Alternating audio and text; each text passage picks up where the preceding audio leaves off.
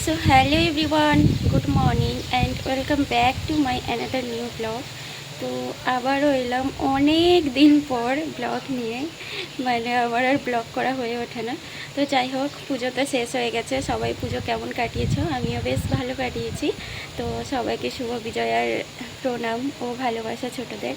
তো চলো আজকে আবার ব্লগ করছি, সাথে থাকো, ভিডিওটা দেখতে থাকো।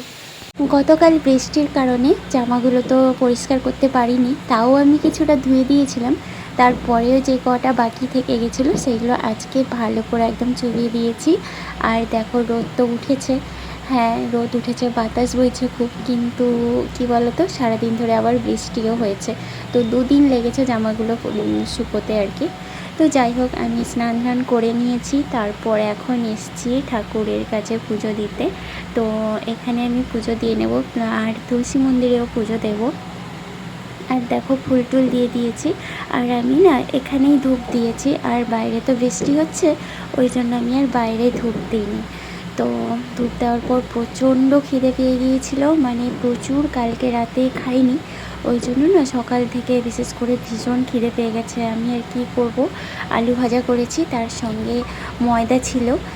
তো মাকে বললাম তাড়াতাড়ি করে ময়দাটা মেখে দাও আর বেলে দাও, আর আমি ভেজে নিয়েছি, দিয়ে দুজনের জন্য নিয়েছি। আর ওরা সবাই অন্য কিছু খেয়েছে, আর আমরা এটা খেয়ে নিয়েছি, মেয়েকেও এটা দিয়েছি।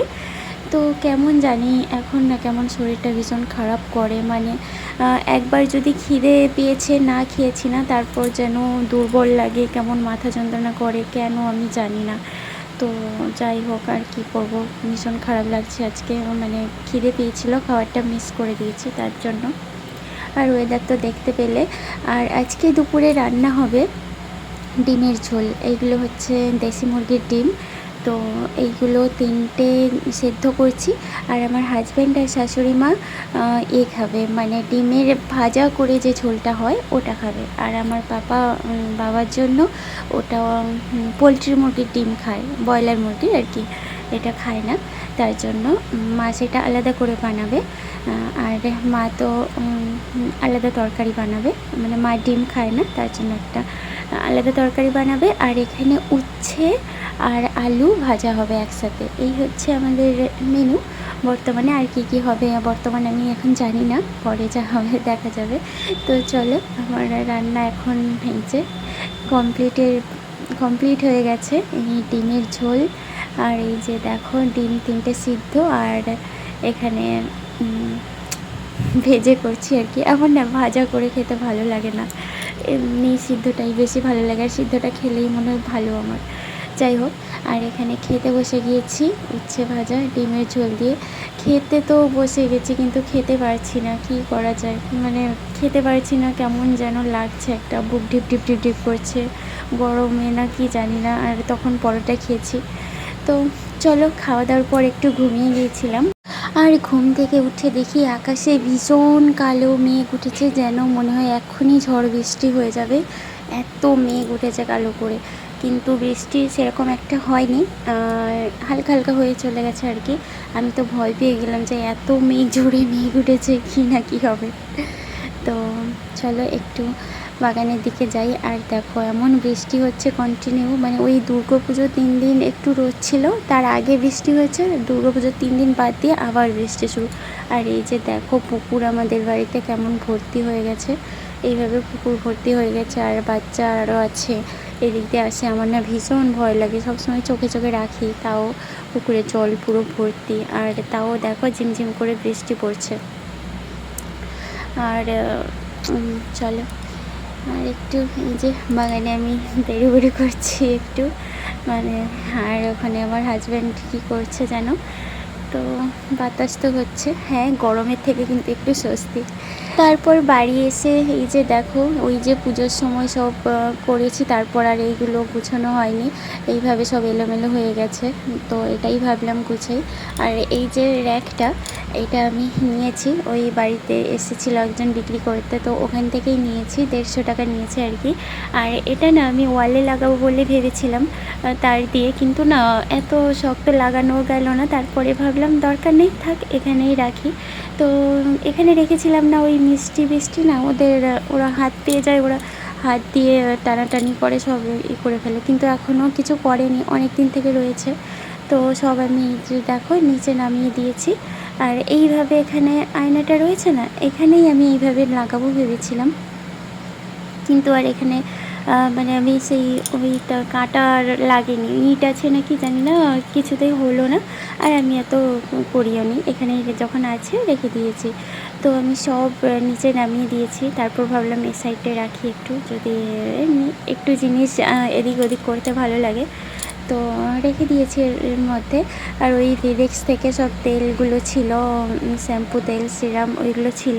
তো এইগুলো না এক জায়গায় রেখেছি, এখানটায় আর কি এদিক ওদিক হয়ে গেছে, ওই জন্য এক জায়গায় গুছিয়ে রেখেছি।